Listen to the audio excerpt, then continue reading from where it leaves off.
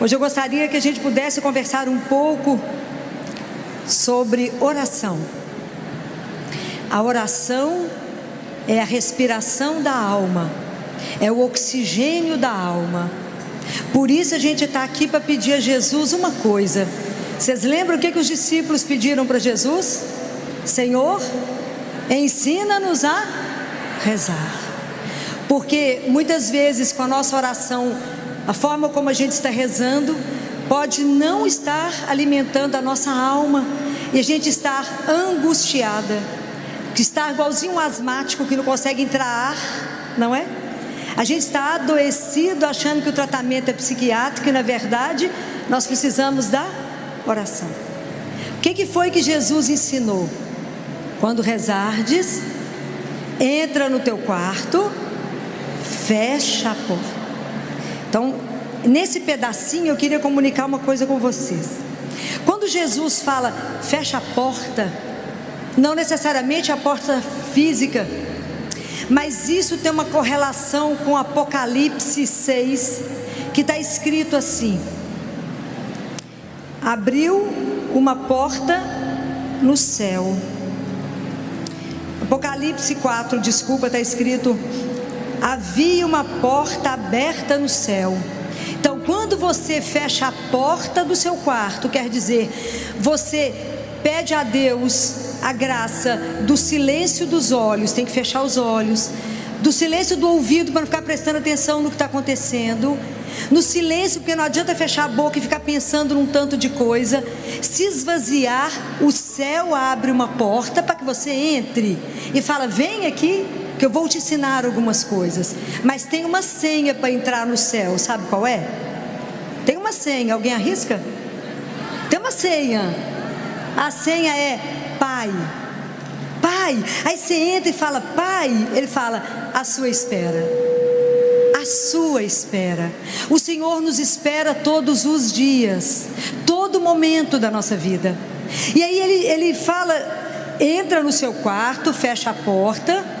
E ele fala: não multipliqueis as palavras, como fazem os pagãos que acham que serão escutados pela força das palavras. Antes que vocês possam falar, o vosso Pai sabe o que vocês precisam. Vou contar uma história para vocês de oração, que foi uma das coisas que mais me impactou. Lá no hospital, nós recebemos uma criancinha com síndrome de Down, com uma cardiopatia grave, chegou com infecção. A gente teve que tratar da infecção para conseguir operá-la. Operamos, ela estava gravíssima, gravíssima. E uma das minhas funções era sentar com os pais e dar a notícia. Eu sentei com essa mãe e falei com ela: a neném está muito grave, e hoje nós temos só duas possibilidades. Ou ela vai responder a tudo que nós fizemos, e tinha muita coisa ligada. Neném no respirador, com óxido nítrico, os médicos que estão aqui sabem do que eu estou falando. Muitos remédios. Ou ela vai morrer. A equipe inteira achava que ela não ia dar conta, porque era uma neném que não tinha nem 3 quilos. Muito desnutrida. Essa mulher olhou para mim e falou assim: a senhora já acabou? Já. Então, a senhora espera só um minutinho? Espera. Nós estávamos num quarto. O que essa mulher fez? Ajoelhou e fez a seguinte oração: em nome do Pai, do Filho e do Espírito Santo. Ela falou assim: Jesus, me dê a graça de criar uma criança com síndrome de Down, porque todas as outras que o Senhor me deu são perfeitas. Em nome do Pai, do Filho e do Espírito Santo. Acabou a oração. Ela olhou para mim e falou assim: doutora Filó, a minha filha acabou de ser curada. Pode imaginar? Eu entrei com ela para dentro do CTI. O paciente, a criança é muito grave, e ela falou comigo assim: a senhora sabe que eu sou analfabeta e que eu não sei ler, mas eu reconheço todos os números, doutora, e todos os dias a senhora irá vir cá e me contar que diminuiu um número desses remédios. Então assim seja. Amém? Amém? Muito bem, vocês podem imaginar que todos os dias que eu chegava para dar notícia, realmente a gente tinha diminuído algum remédio. E ela falava comigo assim: está vendo? A senhora diminuiu esse, diminuiu esse, diminuiu esse. Eu não preciso dizer para vocês que essa criança saiu de alta, curada só com a síndrome de Down, mas o resto ela curou. E por muitos anos, essa mulher voltava todos os anos no CTI. E a menina cresceu, engordou, etc. E ela falava comigo: doutora Filó, sabe por que eu volto todos os anos? Eu falei: não. Ela falou: eu volto aqui só para que a senhora nunca desista da missão. Por isso eu retorno aqui todos os anos. Então, quando Jesus fala isso conosco, Ele nos ensina como que a gente fala com Ele. Qual é a nossa dificuldade? A gente esconde umas coisas de Deus. Assim, não foi só Adão e Eva que se escondeu de Deus. A gente, do ponto de vista espiritual, não conta tudo para Jesus, e às vezes as coisas que a gente precisa dizer. Então, oração significa que eu me rasgo, que eu me coloco nua diante de Deus. É necessário eu me expor inteira para Ele, porque qual é a ilusão que a gente tem que esconde o que de Deus? Qual a ilusão? Nós temos ilusão. Ele nos conhece, Ele nos viu dentro do útero da nossa mãe. Então, é uma ilusão que a gente esconde alguma coisa. Então, existe um livro que eu gostaria que vocês todos lessem. Esse livro, na verdade, Jesus fez para os sacerdotes, mas a gente vai lá e lê também, né? Porque ele fala que esse livro iria chegar nas mãos daqueles que Ele permitisse. O livro tem um título que se chama, ele em latim o título, mas ele é em português, escrito Ensino Iesu. É a conversa de Jesus com um monge, e esse monge está vivo, então o livro é só escrito um monge beneditino. E quando Jesus ensina assim para ele: quando você vier me ver, vier conversar comigo, vem e fala comigo assim: Senhor, conta para mim os seus problemas, traga todos, traga os problemas, porque, essa é a frase dele, porque a solução eu as tenho. Pode imaginar que Deus é esse? Que eu posso chegar diante dele e contar um problema, mas não dê solução para Jesus. Conta para ele: Jesus, meu marido perdeu o emprego, só. Jesus, meu filho está fazendo isso, só. Venha para mim e traga os seus problemas, porque a solução eu as tenho. Pode imaginar que Deus é esse? Que coisa escandalosa que é uma coisa chamada oração. É a forma que o nosso Pai nos permite falar com Ele. Porque uma oração Deus escuta, e se a gente não atrapalha Ele, faz. E Ele ensinou uma outra coisa linda, que Ele falou: quando você vier aqui fazer adoração, e você for interceder por alguém que você ama, aí Jesus fala assim: o que falaram com Jesus quando Lázaro estava doente? Vocês lembram disso? Falaram assim para Jesus: Jesus, Lázaro, a quem tu amas, está doente. Então Jesus falou: vocês vão chegar aqui no Santíssimo, aí você vai fazer adoração. Fala com ele: Jesus, meu filho fulano, a quem tu amas, está doente. E aí Jesus continua, ele fala: aí você tem que confiar no amor que eu tenho por essa pessoa. Não tem que sugerir nada, e nem tem que ter curiosidade sobre o que eu vou fazer com ela, ok? Porque a gente não pode ficar falando com Jesus: ô Jesus, você já resolveu aquele negócio? Porque quando a gente entrega, é dele. É dele. É dele, não te pertence mais. É somente dele. Isso, e ele falou: não fique preocupado com a vida do outro, preocupe apenas com a situação da sua alma, porque eu posso te chamar hoje. Jesus não é brinquedo. Não fica curioso com a vida do outro, mas preste atenção na sua alma. E isso é uma das coisas tão lindas. Vocês têm ido fazer adoração ao Santíssimo? Pelo menos uma vez por semana? Ah, muito bem. Tem que ir lá ver Jesus. Ele se queixa do quanto ele fica sozinho. Sabia que essa é a 8ª dor de Nossa Senhora? Ela conta isso, que é o abandono de Jesus do Santíssimo, é a 8ª dor dele. Que a gente passa na porta da igreja e não vai lá dar um beijo nele, não vai lá falar com ele. E Jesus, ele escuta. E sabe o que me encanta na oração? Porque você não tem que marcar a hora, ele que te espera. Ele, você chama, ele está ali. Ele não te exige uma roupa nova, ele não te exige nada. E aí a gente reza deitado, coberto e no escuro. Estou falando alguma mentira? Qual consciência que temos de Deus vivo? Zero. Se eu for na sua casa agora, você vai colocar a melhor toalha, melhor louça e eu sou nada, um pó, igual a você. Mas Ele é um Deus vivo. Compreendem? Falar com Jesus é simples. Em outubro, eu faço adoração algumas vezes por semana. E aí eu saio do CTI, passo para fazer adoração. Cheguei lá e falei com ele: Jesus, a gente tem que programar tanto de assunto, né? Eu tenho muito assunto com ele. Falei com ele assim: Jesus, a primeira coisa que eu preciso falar com o senhor é que as cadeiras lá das mães ficarem no CTI está muito ruim. O senhor olhou? Que a cadeira está dura, Jesus. As coitadas das mães ficam ali, não tem como inclinar, não tem como levantar as perninhas, não tem nada. E elas não ficam umas horas, elas ficam às vezes dias, meses. Então, o senhor falou que é para trazer o problema. Nós somos pobres, não temos dinheiro para comprar. Problema entregue, ok? Problema entregue. Entregue está entregue. Agora eu falei, agora o próximo assunto. Aí nós vamos para os outros assuntos. Pega aquilo lá, o dinheiro me pertencia. Isso foi na quinta-feira. Na segunda-feira eu estava no CTI trabalhando. Quando eu olhei para a porta, tinha um dos milionários que costuma ir lá me visitar. Aí eu cutuquei Jesus, falei com ele assim: o senhor já trouxe as cadeiras? Ah, que eu tinha certeza que ele tinha levado as cadeiras. Certeza que ele tinha levado.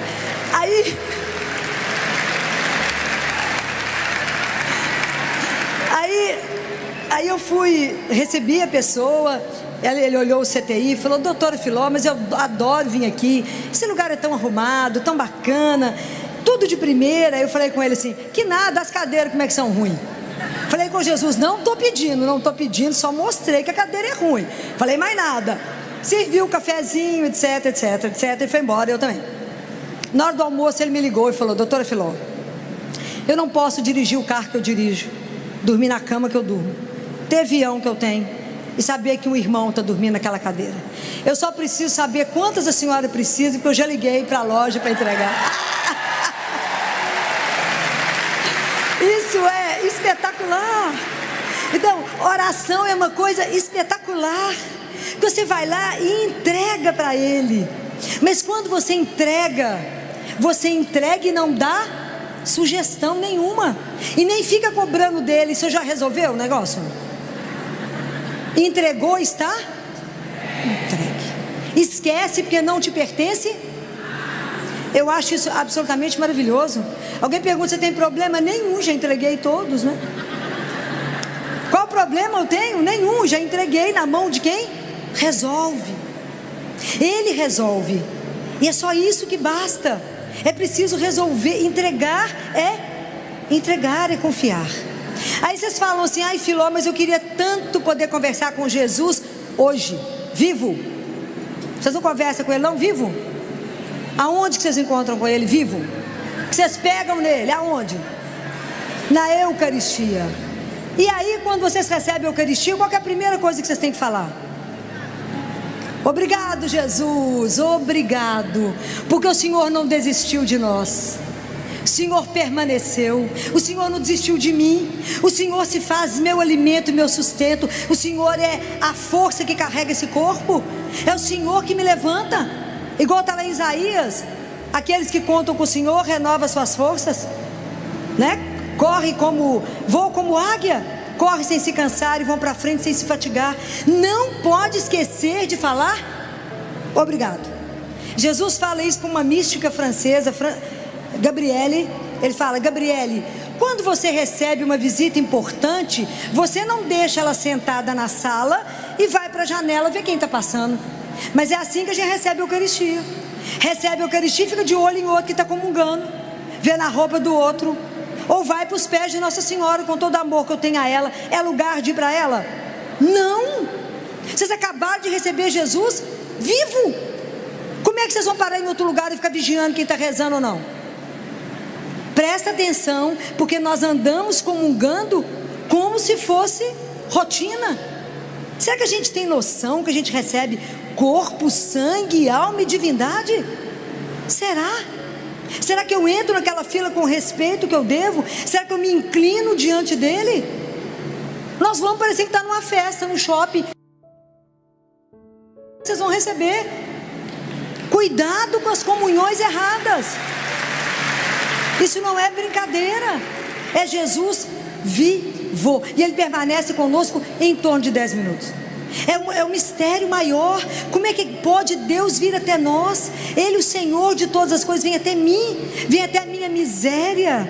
Isso é de morrer de emoção. Isso não é brincadeira receber esse Deus. Não, é você nele, ele em você. Ele nos absorve e nos transforma, mas mostra para Ele a sua miséria. A hora que você for ao Santíssimo, fala com Ele. É tão lindo. Eu tenho uma devoção particular à Sagrada Face de Jesus. Tenho uma devoção particular, e Santa Teresinha, era Santa Teresinha do Menino Jesus e da Sagrada Face.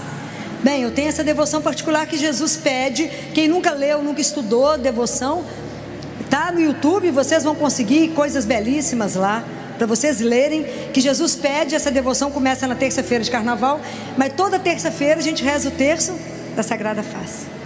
Mas a hora que encerra o terço, tem uma oração final que eu recito para Ele todos os dias na Eucaristia e na hora que eu vou no Santíssimo, que fala assim: ó Sagrada Face do meu Jesus, meu amor, meu único amor, minha luz e minha vida, fazei que eu ame somente a vós, nada conheça fora de vós, ame-vos unicamente, e que enfim não viva a não ser convosco, de vós, por vós e para vós. Assim seja, amém. Aí eu termino de rezar isso e falo com Ele: Jesus, eu queria que o Senhor recebesse essa oração, que é um desejo do meu coração, mas eu também queria que o Senhor recebesse a minha miséria, que eu sou incapaz de viver isso que eu acabei de falar. Eu sou incapaz, porque são graças e graças e graças e graças espirituais que eu preciso para poder viver isso que eu acabei de falar, porque eu não sou capaz.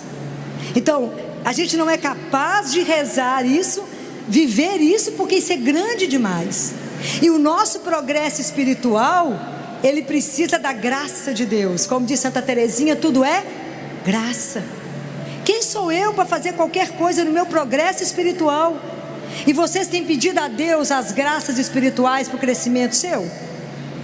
Que a gente vai diante de Jesus e fala: eu estou precisando de uma casa, de um carro, de um marido, de não sei o que, não sei o que. Presta atenção. Deus Pai, naquele livro Diálogo com Catarina de Siena, Ele fala: Catarina, os meus filhos só pedem coisas materiais. Não que não precise, mas Ele não sabe de tudo antes que a gente abra a boca? Sabe?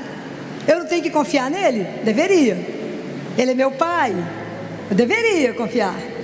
Mas Ele fala: os meus filhos não me pedem graças espirituais. Não vejo ninguém sofrer porque não adquiriu humildade, paciência, tolerância. A gente não pede. A gente não pede. É preciso dizer a Jesus assim: Jesus, olhe para a minha miséria, olhe para mim, o Senhor que me conhece, e me conceda as graças que eu preciso para chegar no céu, senão não chego. Compreende? É assim que senão não ganhamos lá. É preciso permitir que a gente esvazie para que Deus se torne tudo em nós. É o que dizia João Batista: é preciso que eu diminua para que Ele cresça. Não tem ego aqui, o ego tem que morrer para que Deus seja tudo em nós. Compreendem isso? Então, a hora que a gente for até Ele, fala da sua miséria, fala: Jesus, eu não dou conta de rezar. Fala com Ele até da sua impossibilidade de rezar. Fala: Jesus, tem dia que eu estou com preguiça de rezar, não quero rezar. Jesus, eu estou cansado. Então a gente fala assim com Ele: hoje o Senhor sabe que eu estou cansado, não vou rezar. Quem que perdeu? Ele ou você? Claro que somos nós. Claro que somos nós. Porque o dia que a gente entender, né, o que está escrito na carta de São Paulo aos Tessalonicenses, no capítulo 5, no versículo 17, ele fala: orai sem cessar. A gente faz isso? Claro que não. Nós não podemos confinar o momento nosso, a oração, só no momento do nosso dia. É claro que a gente tem que ter momentos fortes. Quem dera vocês pudessem todos aqui ter missa diária. Quem dera. Mas para a gente conseguir, o que a gente precisa? De pedir a Jesus. Eu faço missa diária porque eu sou bonitinha? Não, porque eu pedi. Na hora que o padre elevou a Eucaristia, eu falei com ele: Jesus, aproveitando a sua santa presença, me dê uma graça de missa diária. Ainda falei com ele: tem que ser um padre que levanta cedo, tem que ser antes das 7 da manhã, tem que ser no caminho do hospital. Pergunta se ele não deu tudo. Mas é porque ele conhece a nossa vida, ele conhece o nosso caminho, hein? O padre é animado, ele tem que começar cedo. Ele tem que começar o dia às 6 horas da manhã, só não dá tempo de eu chegar no hospital, que tem que ser às 7. Falei: Jesus, me arruma um padre animado. O Senhor sabe, então eu vou esperar o seu recado. E ele mandou. Porque Jesus fala assim: seja ousado, porque o amor é ousado. Seja ousado, porque o amor é ousado. Peça, então vocês receberão. Muito bem. Então prestem atenção. O que a gente precisa aprender é colocar a nossa vida o dia inteiro diante de Deus, na consciência que Ele caminha conosco, ou não? O que foi que Jesus falou 366 vezes? Eis que estarei todos os... Então todos os nossos atos deveriam ser diante, a consciência diante dele. Então reza. Você toma banho, fala com ele: obrigado, Senhor, que eu ganhei um banho. Não foi banho de leito. Você vai trocar de roupa, tem a oportunidade de escolher: obrigado que o Senhor me deu esse tanto de coisa, olha, obrigado. Aprenda a viver com a gratidão. Aprenda a agradecer pelas mínimas coisas. Aprenda a estar diante dele, falar com ele o dia inteiro e pedir luz. Ele fala: chamem muitas vezes pelo Espírito Santo. Ele fala nesse livro Ensine Ezo. Clamem muitas vezes o Espírito Santo. Como? Vocês sabem? Através do Imaculado Coração da minha mãe, de Maria. Vocês conhecem isso? Nossa Senhora ensinou isso em Fátima. Através do coração imaculado de Maria. Então chame muitas vezes, peça a presença do Espírito, fala com o Espírito Santo: me conduz, me dá a mão e me leva, e me ajuda a fazer uma coisa. Qual é? Qual é a coisa mais difícil da nossa vida que a gente precisa aprender, que resume a oração? Fazer a vontade. Então na hora que vocês forem rezar o Pai Nosso, eu vou dar uma sugestão para vocês, que foi Jesus que ensinou, para o diretor espiritual do Padre Pio. Quando for rezar o Pai Nosso, na hora que fala seja feita a vossa vontade, inclina, começa a treinar. É fácil? Claro que não. Entregar um filho na hora que está morrendo, aceitar uma doença, viver o que tem que te viver, não é brincadeira falar seja feita a vossa vontade. Mas como é que o nosso coração vai sendo domado? Pela adoração ao Santíssimo. Vai adorar, vai adorar. Quando vocês chegarem em casa, vocês meditem Lucas 18. Lucas 18, que é o fariseu com o publicano. O fariseu vai rezar e o publicano, o fariseu, fala com ele: Senhor, eu te agradeço porque eu não sou como os outros, né? Eu sou bacana, eu não sou adúltero, eu pago imposto, eu sou bacana.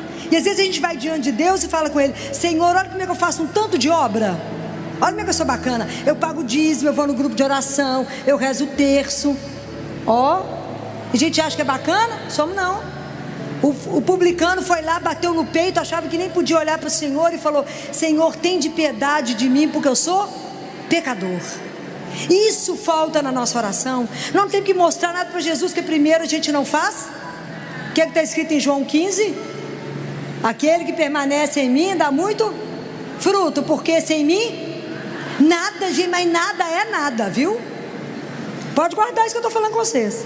Nada é nada. Bento XVI falava assim: quanta obra inacabada, quanto esforço perdido.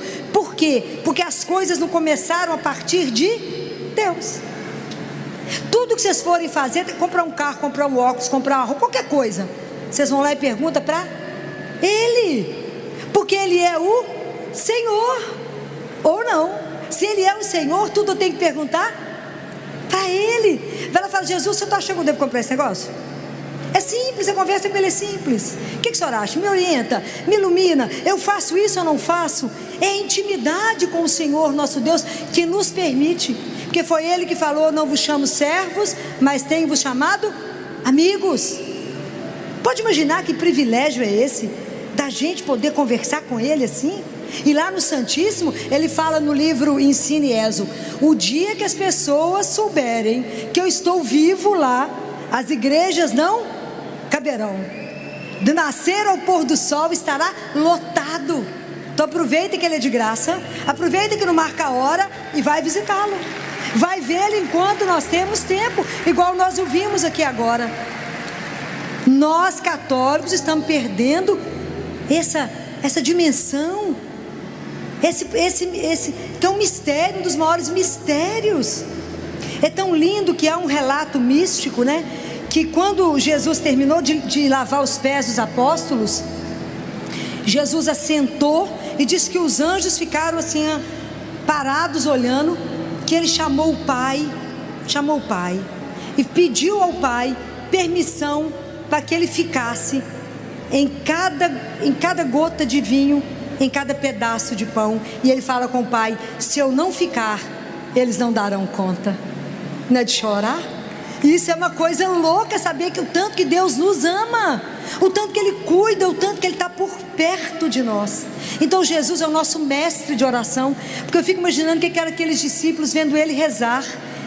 Como que ele experimentou isso como filho? Tudo que ele ia fazer, ele perguntou ao Pai. Passou a noite em oração para escolher os apóstolos. Tudo que ele ia fazer, ele falava com o Pai. Nós que não sabemos nem engatinhar, achamos que resolvemos tudo sozinho. E resolvemos? Não. Bem, essa é uma parte que eu queria que vocês entendessem. Mas eu queria falar de uma outra coisa. Jesus fala nesse livro, Ensina e Rezo, que depois da Santa Missa existe a oração que mais agrada ao céu. Vocês sabem qual é? Qual a oração que mais agrada ao céu? É rezar o terço. Ele fala que essa oração foi feita no céu para os corações simples, porque é uma oração simples. Então preste atenção nisso. Nossa Senhora pediu há mais de um século, e não há aparição que ela não peça, que reze o terço. O terço, ele é contemplativo, é uma oração contemplativa. Então as pessoas falam: mas não dou conta de rezar porque é repetitivo. Preste atenção. Quando a gente reza o terço, o corpo do terço é Pai Nosso, Ave Maria, ok? Mas a alma do terço são os mistérios da vida de Jesus, que são os mistérios da nossa salvação. Então, à medida que a gente vai rezando o terço, nós vamos recebendo graças que vai passando da cabeça para o coração, e a nossa vida começa a ser meditada no terço, os nossos problemas, nossas alegrias, sob o olhar de Jesus e de Maria. Jesus descreve assim nesse livro, que a oração do terço pode curar doenças incuráveis. Ele fala, que à medida que a gente reza, as graças são derramadas. Essa palavra é dele, não é minha. As graças são derramadas, e às vezes a gente não tem noção. Então é preciso rezar o terço todos os dias. É preciso rezar o terço todos os dias. Mas é tanta graça que é derramada, que tudo acontece para que a gente não reze. O menino chama, alguma coisa acontece, Maria, tudo acontece para você não rezar. Então você precisa pedir a graça. Você pede a Nossa Senhora, fala: só me dá a graça de rezar o terço todo dia, senão a gente não pense que a gente, pelas nossas forças, a gente é capaz de alguma coisa. Jesus fala também isso no livro. Ele fala: não confie em você, confie apenas em mim. Olha que coisa difícil. Falou: Jesus, está entregue, meu filho, não posso confiar em mim que eu não presto, mas no Senhor tudo entregue. Compreendem? É tudo entregar para Ele. O terço é o nosso caminho de santificação, e o terço, ele tem um poder tão interessante, porque ele tem também uma função que nos relembra os cenáculos que Nossa Senhora ficava com os apóstolos.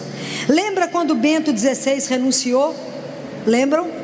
O que o povo fez? O povo foi para a Praça do Vaticano e começaram a rezar o terço, cada um numa língua, juntos, mas um falava aí o pessoal respondia na sua língua. Eles voltavam exatamente no cenáculo. Eles estavam juntos com Nossa Senhora, pedindo a Nossa Senhora que intercedesse pela igreja naquele momento difícil. Fala: a Senhora é mãe dele, é mãe da igreja, nos ajude nesse momento de dificuldade. Compreende a importância? E tem uma outra coisa maravilhosa.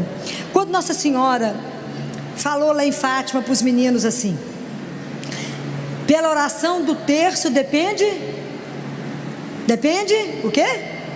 A paz do mundo. Nossa Senhora falou isso. Por causa da oração do terço depende a paz do mundo. A gente fala, mas eu rezar o terço na minha casa depende da paz do mundo? É porque a gente está acostumado e quer coisas espetaculares, né? E Deus tem isso, né? Ele pede muito pouco para o tanto que Ele vai fazer. É sempre muito grandioso. Lembra da história de Naamã, o sírio? Lembra do sírio que tinha leproso, Naamã, lembra? Que aí, não lembra não? Está na palavra de Deus. E que aí ele vai lá em Israel procurar Elias, lembra? E aí primeiro ele foi no rei de Israel, o rei falou que não era com ele, foi com ele em Elias, e Elias não saiu de onde estava e falou, manda ele mergulhar 7 vezes no Rio Jordão.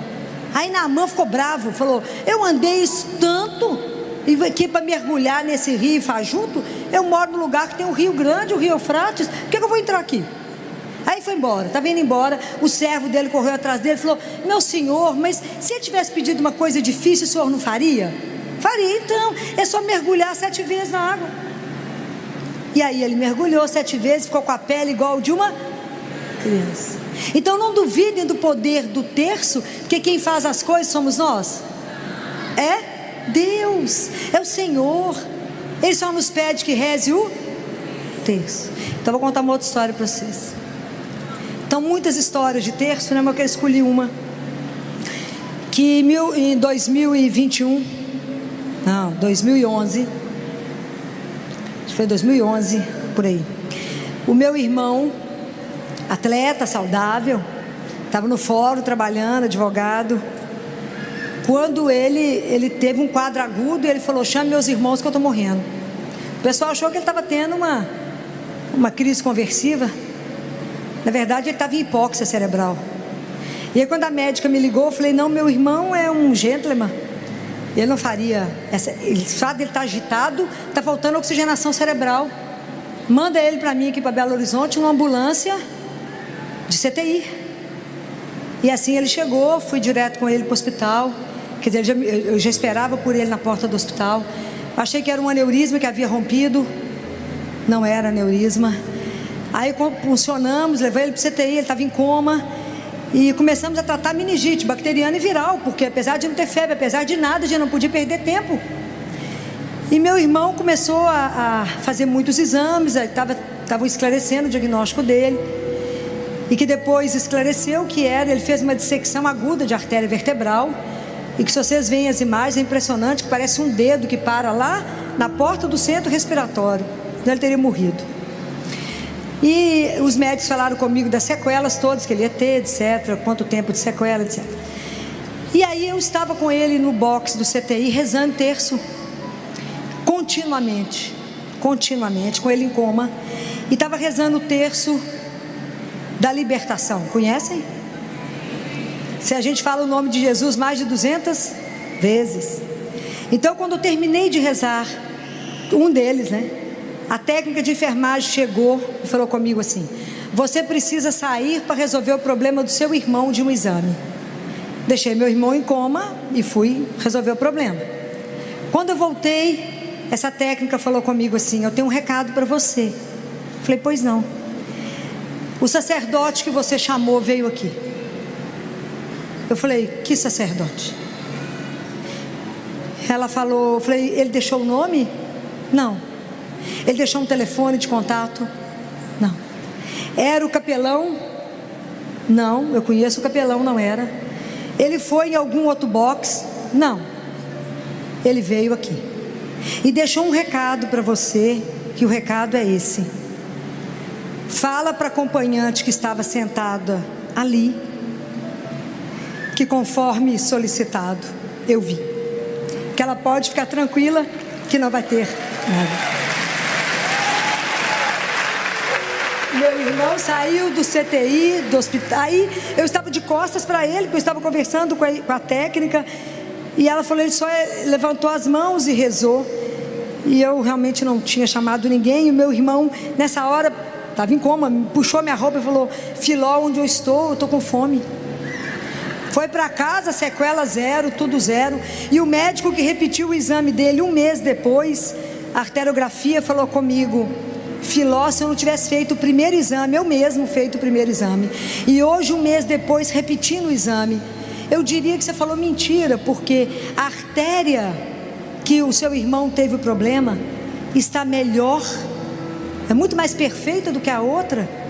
E eu falei com ele: doutor Alexandre, vou dizer uma coisa para o senhor, porque o senhor é ateu, mas eu quero dizer para o senhor que aquilo que Deus cura, Ele não remenda, porque Ele é o Senhor, não é?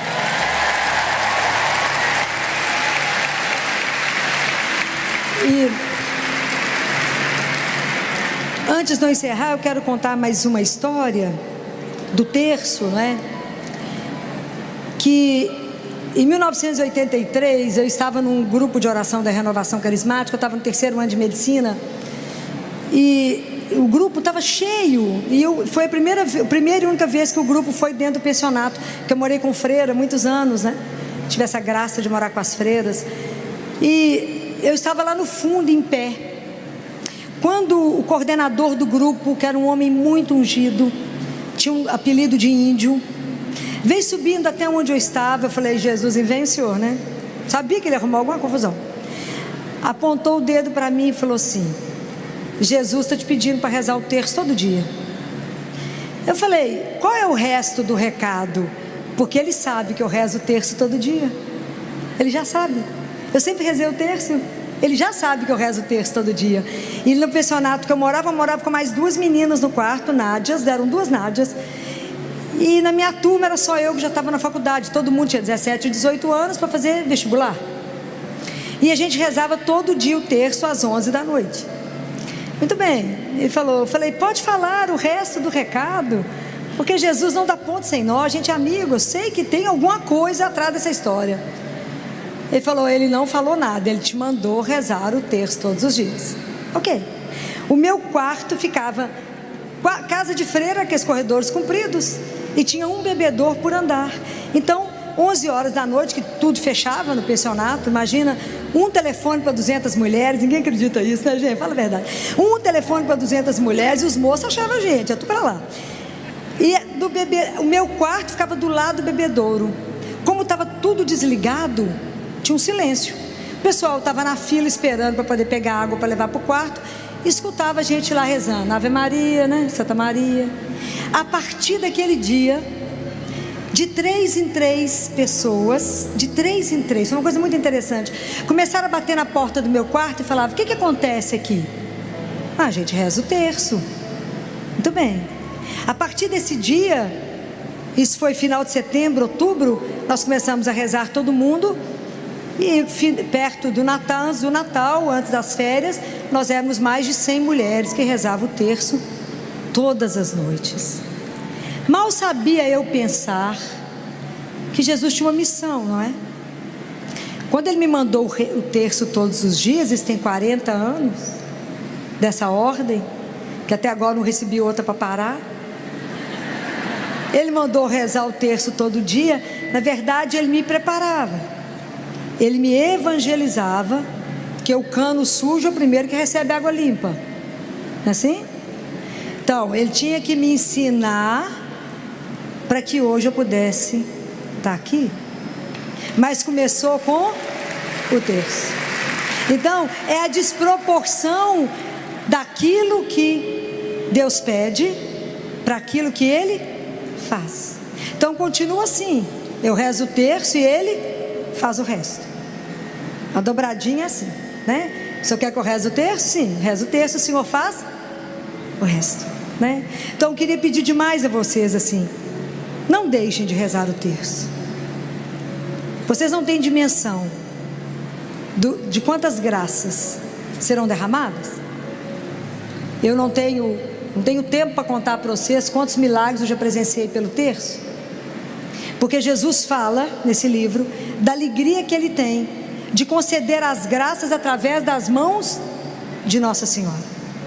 Então peça, reza, é mãe. Eu amo rezar, porque quando a gente fala Santa Maria, Mãe de Deus, roga por nós pecadores, que hora? Agora. E agora é agora. Quando o filho tem aperto, ele grita quem? E aí ela cutuca Jesus e fala: agora, é agora. É assim que a gente vive, é pedir na mãe. Tem coisas que você não precisa nem falar. É igual quando a gente vai no Santíssimo. Tem hora que você só chora, entrega suas lágrimas, entrega a dor, entrega a impossibilidade de rezar, entrega tudo e fala: eu não tenho nada. Como diz Santa Teresinha, quando eu chegar diante do Senhor, eu vou entregar o quê? As minhas mãos vazias. Porque o que eu fiz? Nada. Quem fez tudo? Ele. Então a gente precisa aprender isso, né? Oração é um dos maiores presentes que nós recebemos de Deus. Guardem um momento, e um momento único do seu dia, que você vai estar sozinha com Ele. Mas não deixe de passar o dia inteiro em oração, em ação de graças, e pedindo o dia inteiro: Senhor Jesus, tem de piedade de mim, pecadora. Senhor Jesus, tem de piedade de mim, pecadora. Vai falando isso o dia inteiro. Quantas situações a gente passa que a gente precisa de pedir Ele o dia inteiro. Não sei se é só eu, porque meu marido que está ali falou que a maior alegria da vida de Jesus é quando eu durmo, que ele tem sossego, que a maior alegria da vida dele é a hora que eu vou dormir, que aí Jesus pode descansar. Mas antes de terminar, eu quero encerrar com um poema que foi feito para Nossa Senhora, que quem deu voz a esse poema foi Fulton Sheen. Vocês já ouviram falar nele, né? Um arcebispo americano maravilhoso, não é? Ele deu voz a esse poema em 1950. Mas é lindo, e eu não poderia deixar de encerrar essa uma reflexão sobre a oração, para a gente pensar nisso, sem pedir a Nossa Senhora. E é tão lindo porque ela está ali, a Nossa Senhora das Graças, com o manto azul, e a oração fala assim: querida Senhora vestida de azul, ensina-me a rezar. Deus se fez teu filho pequenino, diz-me o que falar. Não costumavas nos teus joelhos sentá-lo com afeição? Não lhe cantavas tu também, como a mamãe, uma canção? A sua mãozinha de noite tu seguravas? Contavas a ele histórias do mundo? Ele não chorava? Se eu conto a ele pequenas coisas que me acontecem, tu achas mesmo que essas coisinhas o enternecem? Fazem barulho as asas dos anjos? Tu que já sabes, conta para mim. Será que ele escuta quando eu sussurro? Será que ele entende agora se eu falo assim? Querida Senhora vestida de azul, ensina-me a rezar. Deus se fez teu filho pequenino, tu sabes me ensinar. Ave Maria, cheia de graça, Senhor é convosco.